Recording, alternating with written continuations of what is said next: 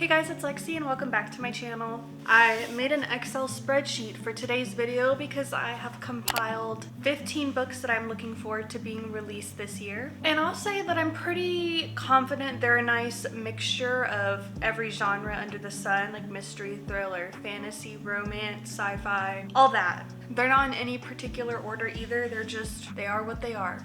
Oh, and I'm on the couch because it was comfortable. And I have my little computer down here to keep looking at because I don't have this all memorized. Number 1 is Atmosphere by Taylor Jenkins Reid. This is going to be released June 3rd. I'm gonna give a quick little synopsis about each book. Granted, they haven't been read yet, so there's not much to go off of, but what I gathered was this is a book set in the 1980s, and it's about a woman who is a professor at Rice, and then NASA recruits her for this space shuttle program, and it's about the heights or the limits that this woman will go to. And also she's chasing love. Yeah, it looks really epic. Like, I don't know how to explain it. It just feels like if this were turned into a movie, it would win an Emmy. Or is it an Oscar? Anyways, moving on before I embarrass myself even more. Number 2 is Mate by Ali Hazelwood. This book will be available October 7th. Mate goes hand in hand with Bride that was released last year. It's like a companion novel to it. This one's about a human hybrid and an alpha of a werewolf pack who sort of clash against each other. It's just like another one of her little rom-com romance fantasy books. It's Ali Hazelwood, so we know there's gonna be steam, and I have loved everything she's written. She's becoming one of my #1 favorite authors at the moment, so I don't care if she adds in some other new anatomical term that the reader has to relearn. If you know, you know. I'm all for it. Number 3 is The Tenant by Frida McFadden.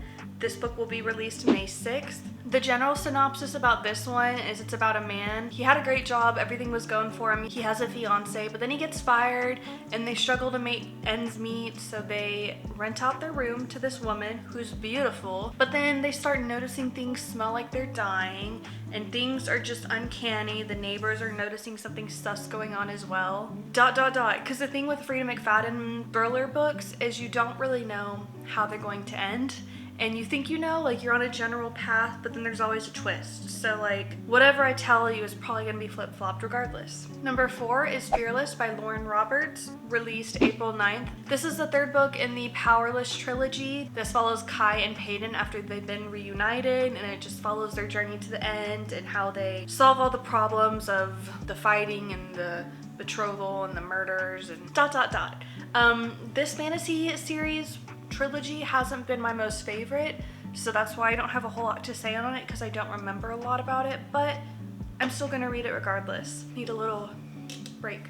Number 5 is The Theory of Dreaming by Ava Reed. This will be released July 29th, and this is following Effie and Preston on their adventure after everything that just happened in the book prior. They're sort of coming to terms with what they've experienced and trying to figure out what's real, what's not, how are they gonna have a relationship, ...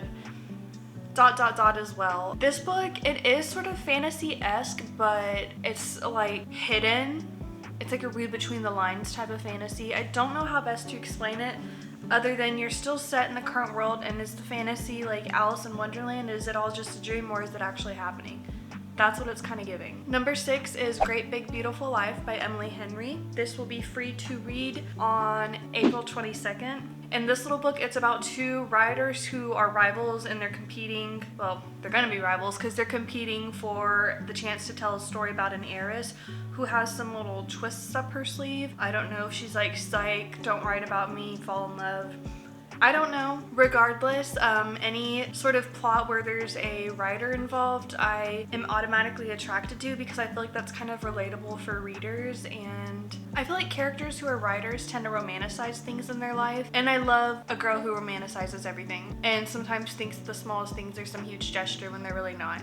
That's my cup of tea. Number 7 is Close Your Eyes and Count to 10 by Lisa Unger. I'm pretty sure this is already released now. I had some trouble figuring that out while I was doing my research earlier. This book is kind of about this social media stunt that goes wrong. A hide and seek game turns into a hide and survive, and it's like a stay alive or you won't make it out of this game situation, and the character we're following around is a mom with kids. Obviously she has kids, or how else would you be a mom? She has a lot to fight for. She's trying to survive for herself and her kids, and this is very interesting to me. We see a lot of like truth or dare type horror thriller books turned into movies, so this feels like a twist on that, and I can't wait to read it. Number 9 is Don't Let Him In by Lisa Jewell, released on June 24th. This is like a big mystery where 3 different lives all kind of clash together into this one big plot point. I don't have a very interesting synopsis to share, but the reason why I want to read this is because, for one, I've been trying to sort of broaden my horizons on the authors that I'm reading instead of the same ones over and over. This book looks really well received in like the pre-reviews on Goodreads, and Lisa Jewell's work has been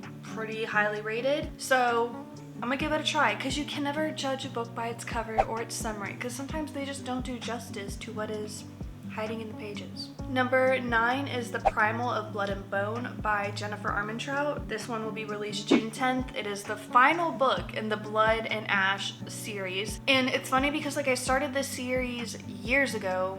I act like I started this back when I was a child. It was just like in 2021 maybe. So I don't remember much, but I know enough to where the plot has stuck with me through all these years, so that's why this read is very anticipated for me. There was a book that was released in this series before this final one came out, and it was in Castiel's point of view, and it was just a retelling of everything that's happened from his perspective, because Poppy is asleep and he's trying to like wake her up or keep her going or something. I wasn't interested in a retelling. I really don't like books where it's the same thing but in the guy's perspective. I'd rather it all be in the same book, just like different chapters. That I'm cool with, but a whole other book doesn't float my boat. However, if you have read it, or if it looks like people really recommend reading that one before this final one, then I'll go down that route. But unless I'm being told to, then I won't pick it up. Sorry. Number 10 is King of Envy by Anna Huang. This will be released April 29th. It's part of her King of Sins collection about these billionaires who are all, and I quote, dangerous, powerful, and reclusive. That's kind of how I feel like it describes all the main characters. I didn't get very good reviews for the last few in that series, but I'm gonna give this one a try because I did really enjoy like the first 2. And this is one of those series where there's interconnected characters. They all have their own book. So I know King of Envy is going to mention characters that I've previously read, and hopefully I'll remember. Regardless, I really like Anna Huang's writing and her style. I love Anna, so.